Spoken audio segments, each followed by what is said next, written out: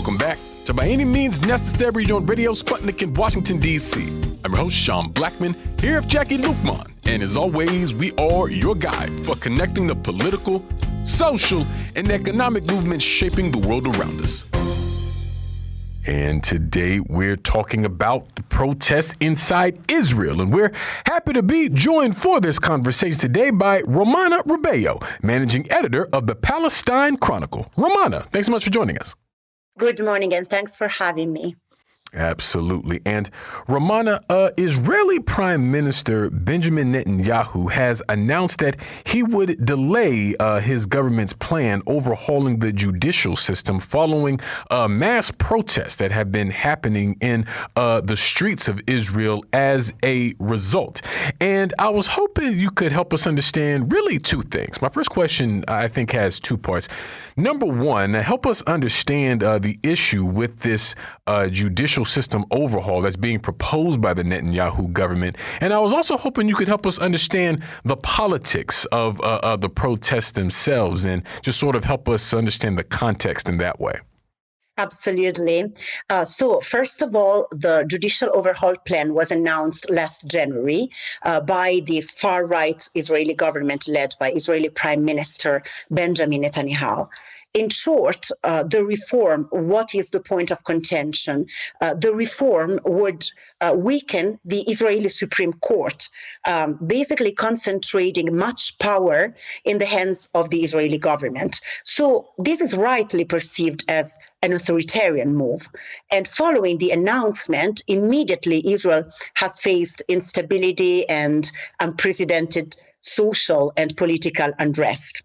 The crisis was further accentuated on Sunday night when Israeli Prime Minister Netanyahu announced that he had fired the Israeli Defense Minister, Yoav Gallant, who belongs to his same party, the far-right Likud party, because Gallant had objected to the reform calling for a suspension. Actually, many politicians had called for a suspension, and even the Israeli president, Isaac Herzog, called for a suspension, a warning of a potential bloody civil war. After Gallant was fired, spontaneous demonstrations erupted across Israel, and over 100,000 Israeli protesters blocked Tel Aviv's main highway for hours. Hospitals only dealt with emergency. A general strike was announced, and so forth and so on. So Netanyahu found himself in a very tough position because he had to deal with the social unrest in his country, but in the meantime, he had to deal with what you rightly call the political aspect of it. He had to talk with his coalition, and especially with the hardcore supporters of this judicial overhaul plan. That's to say, especially Itamar Ben-Gvir and Bezalel Smotrich, who are members of the religious Zionism party, which is one of the main components of this far-right Israeli government. These two characters are, very controversial figures because they made headlines for the wrong reasons, we would say. Over the course of these months, for example, Bezalel Smotrich he made headlines already in 2016 when he suggested that Jewish and Palestinian mothers should be segregated, separated in maternity wards. Recently, he declared that he is a fascist homophobe. He openly said that during an interview when hundreds of illegal Jewish settlers burned the Palestinian village of Huara last month, killing one Palestinian and wounding over 100 others. He objected not to the pogrom, but because in his view, the village should have been wiped out by the Israeli army. At the same time, Itamar Ben-Gvir is notorious for his racist comments against Palestinians, and he is considered the political successor of American Israeli Rabbi Meir Kahane, who founded a group that was considered terrorist even by the standards of the United States. So these two ministers threatened several times to leave the government, opening basically a crisis in the Israeli politics, a crisis that Netanyahu cannot afford, because he must stay in power even for his, own private and problems with justice. So Netanyahu really was in a very tough situation. How did he resolve the situation? He promised something to Itamar Ben-Gvir. He promised to form what he called a national guard, which is basically a settler militia, a paramilitary organization that will be led by Itamar Ben-Gvir himself. So the way out of this crisis, speaks volumes about the mainstream thinking in Israeli society at the moment, the extremism that we, point out in the government is an extremism that characterizes all Israeli society. In fact, when the suspension was announced, even at this price, like a settler militia that will be, ruled by a very controversial character, immediately the general strike was called off, and Israeli society was happy with that. First of all, I do not think that, these means that the crisis is over. I think this is just a temporary solution. Also because Ben-Gvir already said that, by April, some kind of negotiations have to start with the opposition, or he will ask the government to unilaterally approve the reform. So, this is a very deep institutional and political crisis in Israel. And the level, as I said, of extremism in Israeli society is creating and generating many problems now, even to Israel itself. Yeah, Romana, and the fact that in the U.S. these protests, massive protests in Israel or occupied Palestine that have pushed Netanyahu to rescind this government plan really does highlight the crisis of that is facing his government, and the fact that Israelis are having to contend with what their government is. Is it a democracy?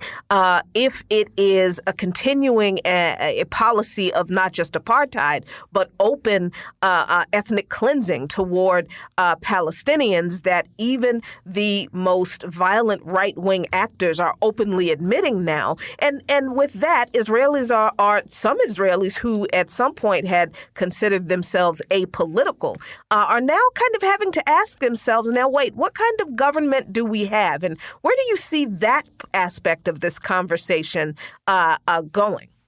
I think this is a really good question.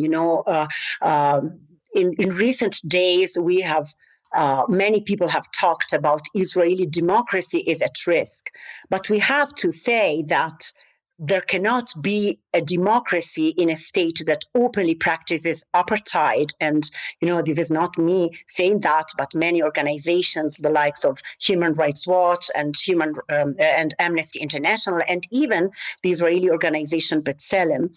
And there cannot be democracy in a state that was founded with a clear intent, which is a settler colonial intent, a state that keeps maintains a regime of military occupation, which is the outcome of that settler colonial mentality. So all these contradictions, of course, now are more evident in a sense, especially with this government, because they cannot hide their true nature in a sense.